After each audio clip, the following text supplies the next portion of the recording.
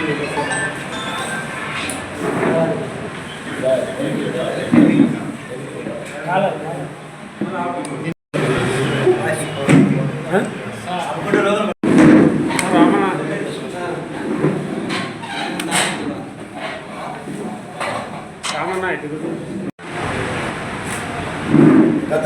30-32 సంవత్సరాలుగా రాయలసీమ కాకుండా ఆంధ్రప్రదేశ్ 2 రాష్ట్రాలలో కూడా బలిజ కాపు, తెలంగ, మూడు కాపు, తూర్పు కాపుల కులంగా తిరుగుతూ ప్రేమ ఆప్యాయతలతో రాము అంటే ఎక్కడైనా కానీ మంచి పేరు తెచ్చుకునే వ్యక్తిగా నా కులంలో జరుగుతున్న సమస్యలపై గళమిప్పాలని చెప్పి ఈరోజు ప్రింట్ మీడియా, ఎలక్ట్రానిక్ మీడియాలో మాట్లాడడం జరుగుతున్నది.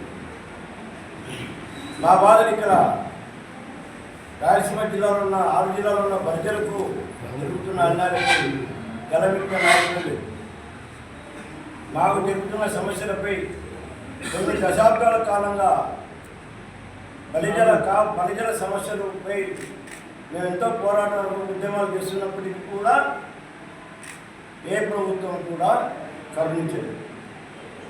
ప్రతిసారి బలిజలకు ఏదో ఒక నడిపి చెప్పి ఓట్లలో ఎలక్షన్లలో గెలుస్తున్నాయి తప్ప బలిజ సమాజ వర్గానికి మంచి పీట వేయడం లేదు. ఇక్కడ ఏం జరుగుతుంది?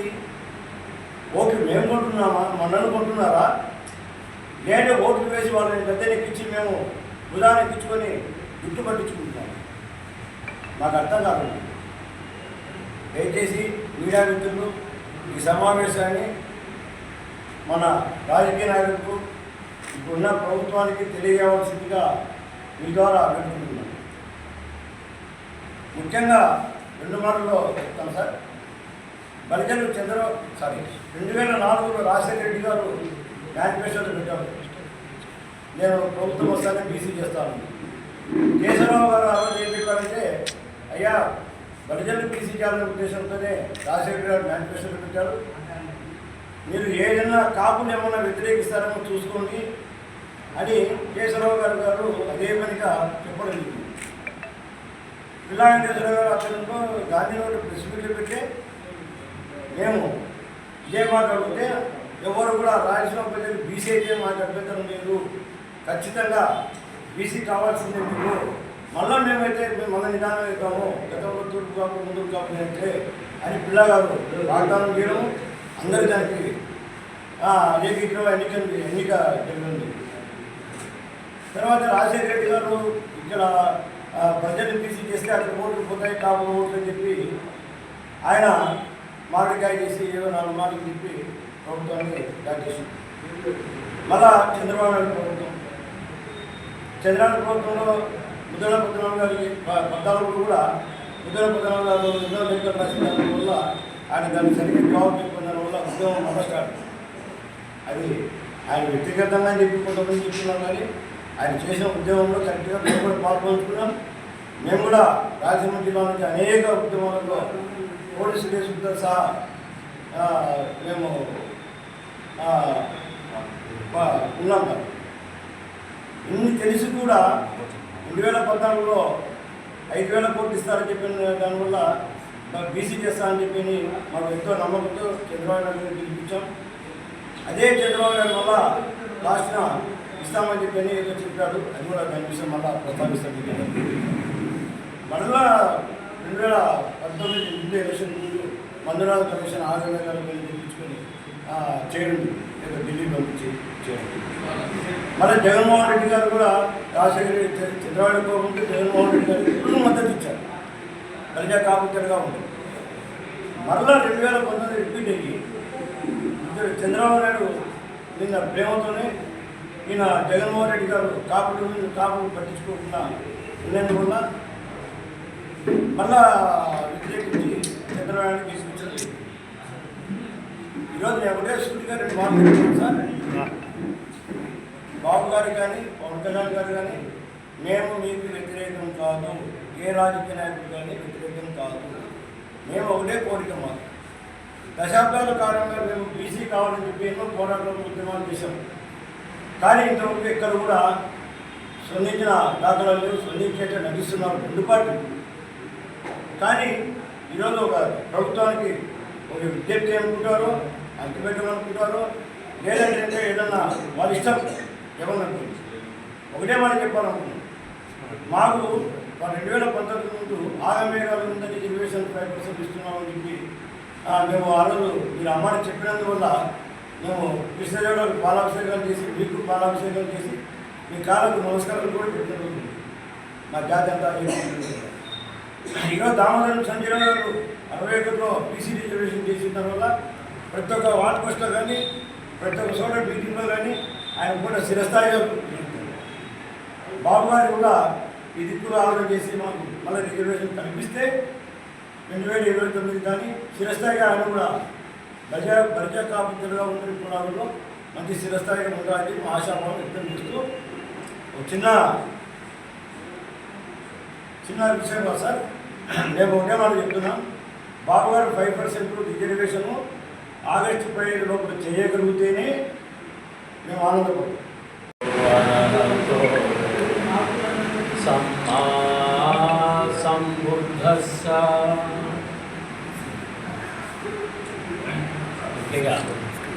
తెలుగు దక్షిణ భారతదేశంలో శ్రీలంక తెలుగు పర్యటిస్తూ ఇక్కడ ముఖ్యంగా శ్రీలంకను పరిపాలించింది మొత్తమందరూ బలిజ రాజులే.